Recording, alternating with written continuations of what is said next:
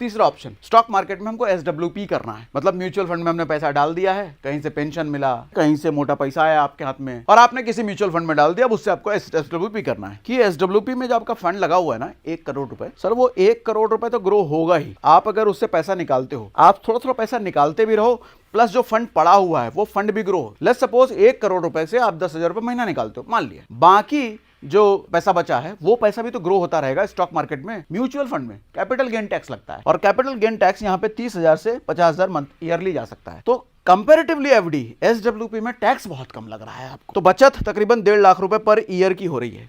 और 10 साल बाद अगर आप देखोगे तो 10 साल बाद आपका कैपिटल FD में 1 करोड़ ही रहना है। यहां 10 साल बाद चूंकि एप्रिसिएशन यहां हो रहा है 1.5 करोड़ से 2.5 करोड़ आप एक्सपेक्ट कर सकते हो बेस्ड ऑन मार्केट कैसा परफॉर्म किया उस साल। प्रॉस एंड कॉन्स में अच्छी चीज क्या है, हाईएस्ट रिटर्न पोटेंशियल है। 10 से 12%, 15%, 20% भी एक्सपेक्ट किया जा सकता है मार्केट अगर अच्छे दिनों से गुजर रहा है तो। टैक्स एफिशिएंट 12.5% लगता है, FD में 30% लगता है भैया, अगर आप स्लैब में 30 के हो तो।